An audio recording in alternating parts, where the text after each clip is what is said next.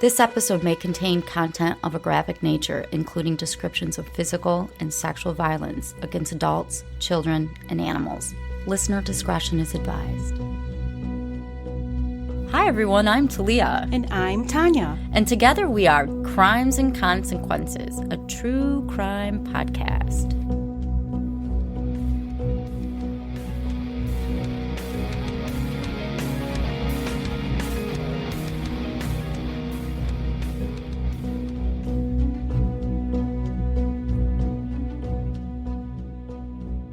Hi, Tanya. Hi, Talia. Welcome back, everybody, to this week's episode of Crimes and Consequences. I hope everybody is doing absolutely splendid. I am doing fantastic. Fantastic. Thanks for asking. That's great. Even though you didn't. I have a story today that's pretty popular, or well-known, I should say, at the time it happened. Before I start, I want to ask everybody to hit the subscribe/follow button on your favorite app. And if you have any questions for me, Tanya, any questions? No, I don't. Let's do this. Let's do it. All right, so here we go. By all appearances, the Entwistles were this picture-perfect family. There was 27-year-old Neil and his wife, Rachel. They were madly in love. Everyone in their lives thought of them as doting parents to their infant daughter, and her name was Lillian Rose. Oh, that's pretty. It's a pretty name. But as we know, there's no such thing as perfect. No. Neil had a secret. Uh-oh. One he didn't want to risk his wife or her family finding out about. And apparently he wanted to keep the truth hidden so badly, he was willing to kill to keep up with appearances. So let me give you a little background. Rachel was born Rachel Elizabeth Sosa on December 14th in 1978. She lived in the coastal town of Weymouth, Massachusetts. Her parents were Priscilla and Paul, and they also had a son, her brother, Rachel's brother, named Jerome. At one point, the family relocated to Kingston, Massachusetts, which is just about a half hour southeast of Weymouth. In 1988, and this is really sad, when he was just 36 years old, Rachel's father tragically passed away from unknown causes. What? Really? Yeah. She was only 10 at the time. And as you can imagine, this is just devastating for a girl in her formative years. Eventually, Rachel's mom, Priscilla, remarried. She married this guy named Joseph Matarazzo, and he had 2 sons and 2 daughters from a previous relationship. But this newly blended family, they all got along really well. And Rachel loved her new step-siblings and came to see Joe as a second father. She attended Silver Lake Regional High School, and she was really active in the student body. According to the Milford Daily News, Rachel was passionate about volunteering. She was a peer counselor, a tutor, a mediator. She was part of the school's cross-country team, and she excelled academically. She was doing great in school. Richard Kelly, who was the assistant principal when Rachel was attending Silver Lake, suggested she apply to his alma mater, and that was the College of Holy Cross in Worcester. She was accepted and chose to do a double major in English and American Studies. Now, it's very likely Rachel would have never crossed the path of Neil Entwistle if she hadn't enrolled in Holy Cross, but she did. In 1999, during her junior year of college, she participated in the college's study abroad program. Oh, fun. And she ended up going to the University of York. York is, you probably know about York. It's in England. Yeah, I know that. There you go. York is a historic city located in the northeastern region of England that dates back to ancient Roman times, and its university was ranked as one of the top in the UK. Neil was a student at the university when Rachel was an exchange student there, and he had a fairly average upbringing in a working-class home. I'm going to give you a little background on Neil. He's our villain, as you know. Yes. He was born on September 18th, 1978 to Clifford and Yvonne Entwistle. Neil and his younger brother Russell were raised in a peaceful market town called Worksop in Nottinghamshire. Just say okay. Okay. Their mother was a school cook and their father was a coal miner for a lot of years before entering politics. Really? Yeah, it's kind of interesting. Although Neil was really intelligent, he was more interested in sports and go-karting than academia. So when his parents learned he planned to attend the university and he was accepted in New York, they were really excited. When he was there, he studied electronic engineering and business management. Wow, those are some serious majors. Yeah, I know, right? Yeah. But it was through his extracurricular activities that he met the love of his life. Neil met Rachel when she took on the role of coxswain. What? For the men's rowing team. Oh, okay. I don't know if that's how you pronounce that either, but they're the person that steers the front of a boat. Okay. Which is a crucial role when it comes to competing in a race. I'm not sure why she was on the men's rowing team, but that's okay. Neil instantly was attracted to this bubbly American girl who was very positive, and they started dating right away. Once Rachel's year abroad was up, she decided she couldn't live without Neil. So she stayed in England to be with him. Wow. Before long, they moved into a rented home in Worcestershire. And I know that's how you pronounce it because I have the sauce. Neil worked in IT at IBM, while Rachel was an English and drama teacher at St. Augustine's Catholic High School. Oh. So everything's working out well. Yeah, everything's going great. In August of 2003, this happy couple got married, and they got married in the United States. They got married in Plymouth, Massachusetts. They had a second ceremony in the UK for Neil's family and friends in November of that year. And everybody was really happy for them. They were very much in love. So when they had their daughter, Lillian Rose, in April of 2005, it was just an extremely happy, joyous occasion. And fatherhood seemed to come naturally to Neil. And being that they were in England, his parents got to spend a lot of time with their granddaughter, and they doted on her. They wondered why Neil and Rachel continued to rent instead of buying, since they both had really good jobs. And Neil finally revealed that they had been saving up money to move to America. Oh. Rachel had been away from her family and friends for a long time, and she really, especially after having Lillian Rose, wanted to be by them again. Rachel was really excited to move, but it wasn't clear if Neil was as excited as Rachel. I'm guessing no. Right? I mean, if you think about it, he's now going to sacrifice living within short distance from his family to be overseas and relocate with a baby. That's got to be really hard for anybody. Yeah, right. I agree. It's hard for people who move across the country here. Right. Or a few states away, and I can only Yeah. imagine being so far.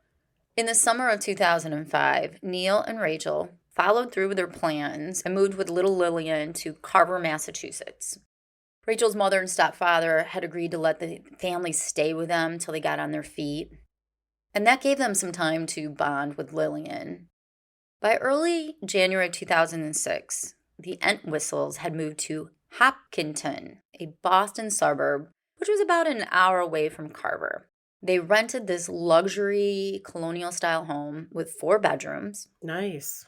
At the time, it was $2,700 a month, which, I mean, isn't that bad for 4 bedrooms if you see the way the rent is nowadays. True. They had a leased BMW, and everything seemed to look really good on the outside. Neil got along really well with Rachel's family and friends, and they all thought of him as this clean-cut, charismatic Englishman who was providing obviously well for his family.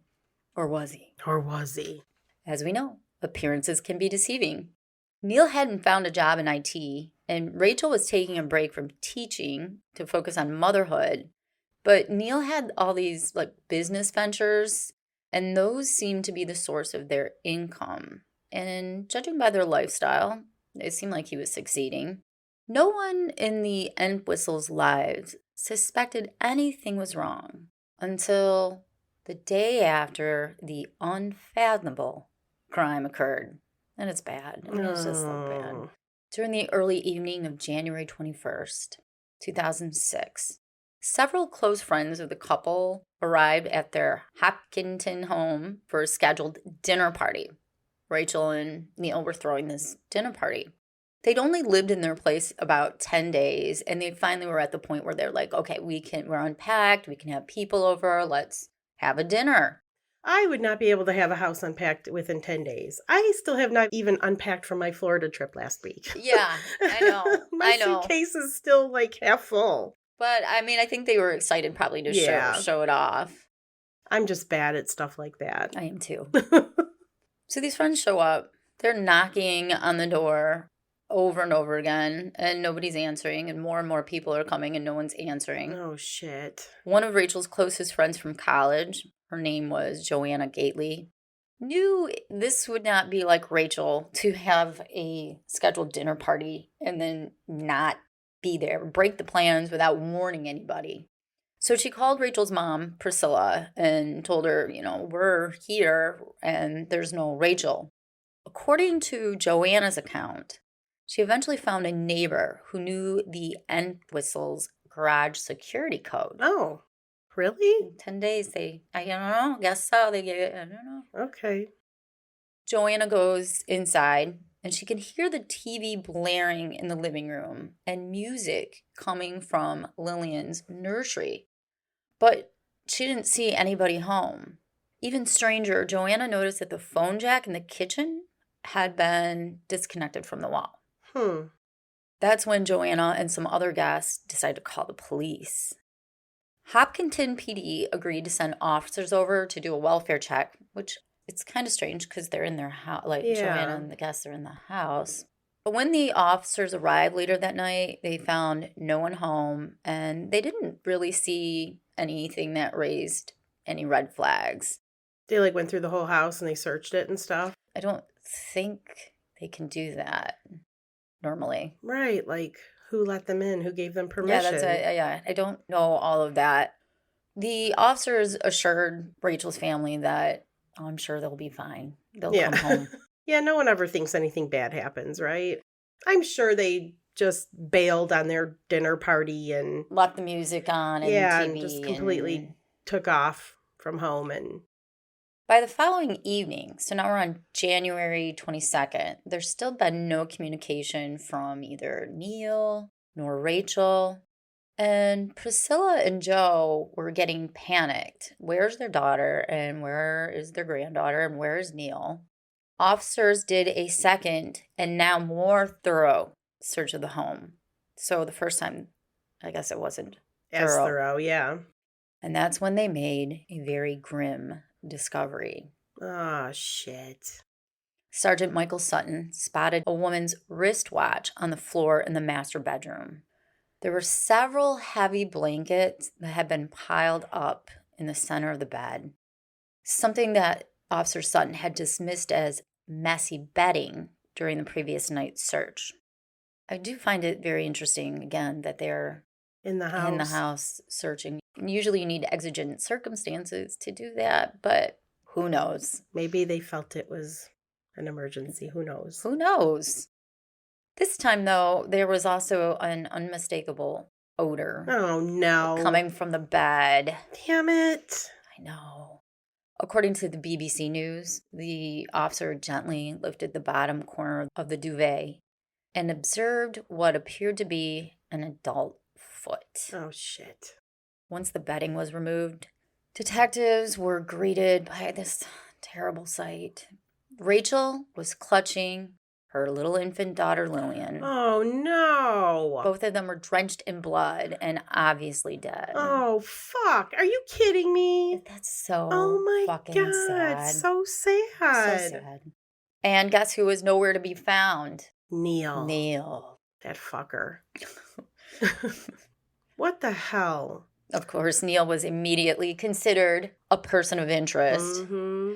Detectives couldn't make sense of his sudden disappearance unless he'd been involved in this double murder. Or perhaps he was a victim. Perhaps. Maybe I'm jumping the gun by calling him a fucker. I don't know. No, you're not. The case quickly grew an onslaught of international attention, and I remember hearing about this on the news. I mean, the horror of an infant being found dead in her mother's arms.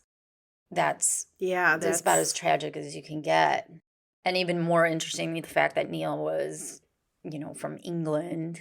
That's why it got international attention. Investigators were under an intense amount of pressure to find Neil. So they used surveillance footage, cell phone pings, bank records, and forensic evidence, and they tried to piece together a timeline of events. This is what they determined. It was the afternoon of January 20th. Neil made an hour-long drive to his in-laws' home in Carver, Massachusetts. He had a spare key to their house, and he knew where to find the key to Joe's gun cabinet. Oh, no. Neil's father-in-law, Joe, he'd taken him target shooting a handful of times and taught him how to handle, load, and shoot the gun. That was the first time that Neil ever learned anything about guns. He went to their house at a time when he knew that Joe and Priscilla would be at work, so they had no idea that he even came there.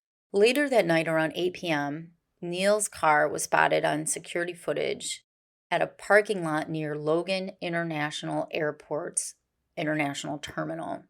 He had missed the last flight of the night to London, and he could be seen heading back through the parking garage at about 11 p.m. Now, authorities believe he slept in his car. Early the next morning, he purchased a one-way ticket on British Airways using his credit card. His flight left at 8:15 a.m., and he didn't bring any luggage with him because he's getting the hell out of Dodge. He arrived at Heathrow Airport, and he was picked up by a family member, and they drove him 150 miles to his parents' home. Neil had already been out of the country when Joanna and all the other guests had arrived for that dinner party at their house. He's already long gone. But why would Neil flee unless he had killed his wife and daughter, right? I mean, clearly, right?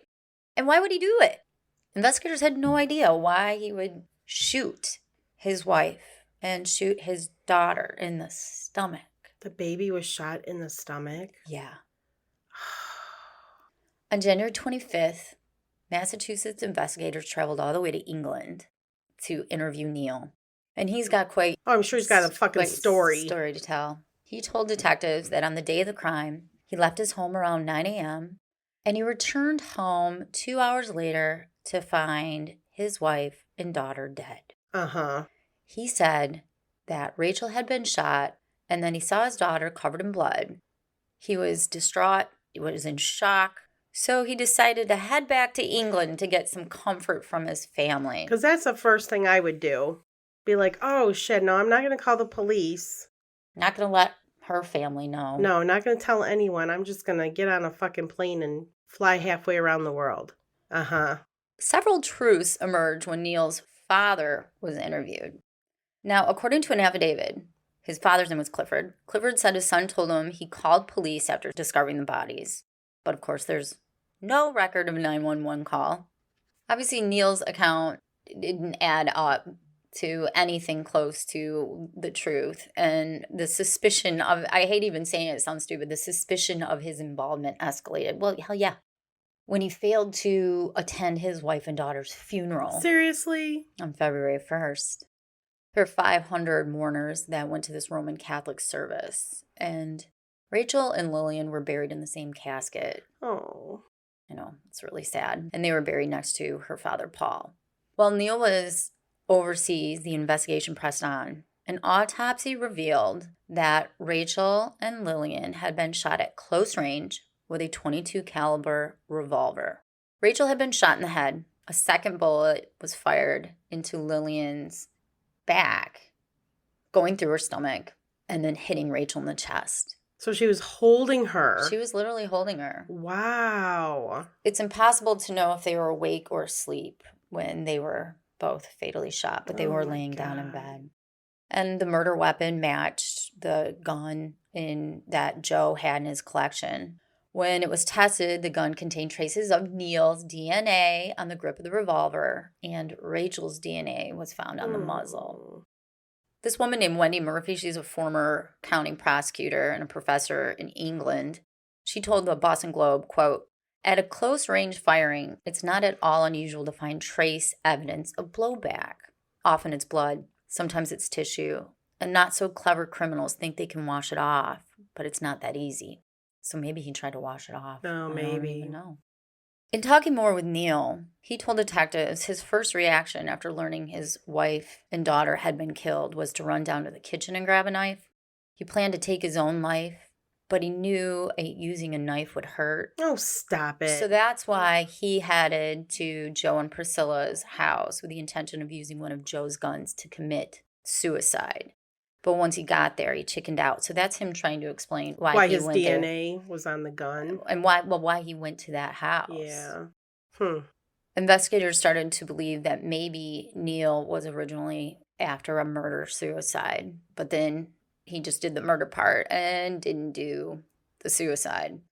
But that theory was discredited when investigators searched his computer and they looked into his finances. Oh, shit. It's always fucking money, isn't it? Isn't that insane? It's insane. What the hell? God. People do the weirdest fucking shit. Terrible. As reported by the Boston Globe, there are 151 affidavits that were made public after several news organizations requested their release. These files offered a deep dive into Neil Entwistle's private life. In the days leading up to the killings, he had done some online searching. But before I tell you what his online searching was about, we're going to take a quick break.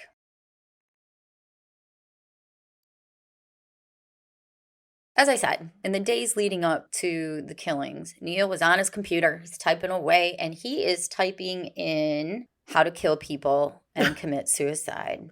Really? He also made a profile on Adult Friend Finder. Oh, shit. Stating he was seeking a discreet sexual relationship. Really? Really. What the fuck? Yeah. So apparently he wasn't as happy as he acted like he was. No. I like how he Googled how to kill someone. Dude, you don't fucking know, right? Listen to true crime. Yeah. He obviously was not a true crime fan. Probing into Neil's business dealings also provided a lot of unique insight. When he was back in England in December of 2005, Neil had listed heavily discounted software on eBay. And he would say he has this software and they would pay for it. And then, of course, he never sent it. Oh, he scammed people. Wow. More than 100 people filed complaints about him scamming. And he got at least $10,000 from all that scamming. Wow. Once he lived in America, he wasn't able to get an IT job. Remember I was telling you, he didn't have a job. And he was desperate to provide for his family. So he set up 2 online businesses. One of the businesses, though, was called The Millionaire Maker. And it promised investors up to $6,000 in monthly earnings by hosting porn sites. Shut the fuck up. True. What? The second business was SR Publications, and that sold ebooks and DVDs, ranging in topic from online gambling to penis enlargement. Oh, gross. I don't think that Rachel knew anything about Neil's online behavior. Most people believe that Rachel didn't even know that they were in any financial trouble or that Neil was trying to have sex with strangers. I'm sure she didn't know. A common motive, as you know, for spousal homicide is collecting the victim's life insurance money. Yes. But this was ruled out when detectives discovered there was no life insurance policy. Really? Yeah, so prosecutors theorized that the motive was all about Neil hiding the fact that he was leading his family on a path to financial ruin. He was too afraid to tell her, or didn't want to tell her, so instead he killed her. Couldn't just get a fucking job? Right. Like, come on. Or tell her, job. Like, hey, you know what? We're struggling. In case you didn't know, we're struggling. You might have to go back to work and I'll watch Lillian. Yeah. Because remember, she took some time off. Yeah. Like, what is this? God, people are just so fucking weird. And killed the baby, too? And his baby. Seriously? Really? He couldn't just pack up and go back to England? Yeah, couldn't say, you know what? I need to go back to my job at IBM in England and... No. He was arrested on February 9th in 2006 by British police at the Royal Oak Station on his way to meet a friend. Just living his life. When they searched them, they found a notepad. On one side of the notepad, it contained writing that expressed Neil's deep sense of loss for his wife and daughter. Okay. He can fuck off. On the other side, Neil had written about how, quote, he wants to sell his story to the highest bidder. Oh, that's gross. Isn't that? Yeah, that's gross. One part of it says he misses him so much. The next part is how much money he can make off the story. Off of this story. Gross. I hope he didn't make anything. Is it illegal in England? Well, he's going to be extradited in the United States. Yeah, that's true. Of course, he refused to turn to the U.S. voluntarily, which was something that prosecutors feared because having to extradite someone becomes very complicated and it can take years. Eventually, though, he did agree to return to Massachusetts on his own accord and face his crimes. Face the consequences. Crimes and consequences. Yes. At a February 16th arraignment, he pled not guilty. He was denied bail, of course. Even though his lawyers promised he would be confined and wear an ankle monitor, they thought he might be a bit of a flight risk. Yeah, flight risk, maybe. He was charged with 2 counts of first-degree murder, and each of them carried a life sentence without parole. The sensationalized trial, which I remember, began on June 6, 2008. There were 40 witnesses for the prosecution that testified against Neil. Assistant DA, his last name was Fabry, I think. He had irrefutable forensic evidence linking Neil to the crime. And he basically just said that Neil had become really unhappy after moving to the United States. The defense attorney, her name was Stephanie Page, she represented Neil. She tried to present him as this loving husband and father who sought solace with his parents after suffering an unspeakable tragedy. Really?